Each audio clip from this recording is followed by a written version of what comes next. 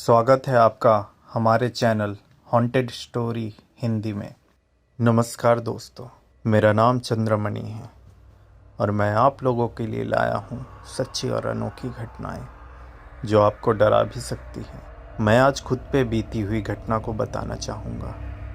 ये बात आज से 20 साल पहले की है। मैं 10 साल का था।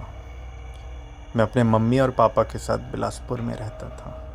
मेरे चाचा जी की शादी फिक्स हुई और हमें उनकी शादी के लिए गांव जाना पड़ा। मेरे दादाजी और उनका पूरा परिवार बिलासपुर में ही रहता था, तो गांव में कोई नहीं रहते थे। शहर में घर छोटा होने की वजह से उन्होंने सोचा कि शादी गांव में करते हैं। हम सभी शादी की तैयारी करने के लिए गांव चले गए।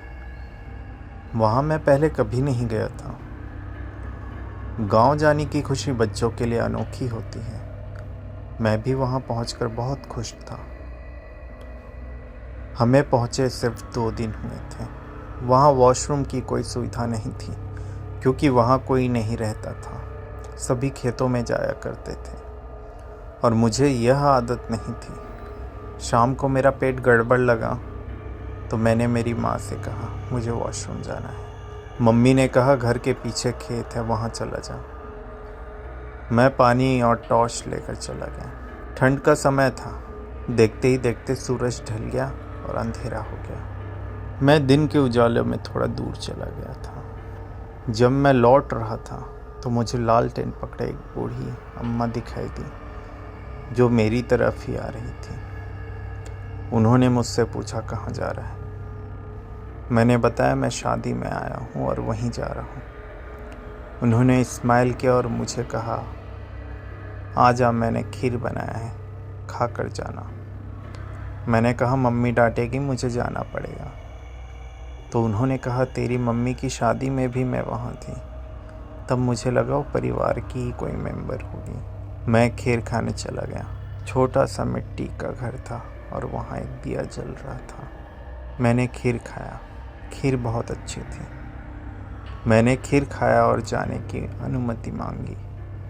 उन्होंने मुझे आशीर्वाद दिया और मैं वहाँ से चला गया।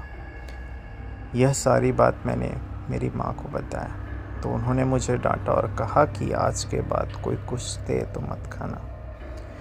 मैंने मेरी बुआ को यह बात बताई तो उनको मेरी बात पर भरोसा नहीं हुआ और कहा कि वहाँ कुछ नहीं है। अगले दिन जब रोशनी में मैंने वहाँ देखा तो वहाँ सच में कुछ नहीं था। कोई घर नहीं था। मुझे यकीन नहीं हुआ। शायद जिसे मैं मिला वो मेरे परिवार की ही कोई सदस्य थी, या यह कहा जाए कि वह एक अच्छी आत्मा थी।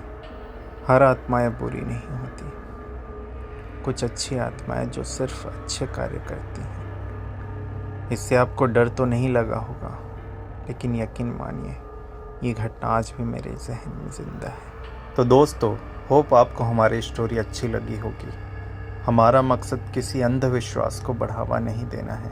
हमारे साथ आगे बने रहने के लिए हमारे चैनल को लाइक, शेयर, सब्सक्राइब ज़रूर करें।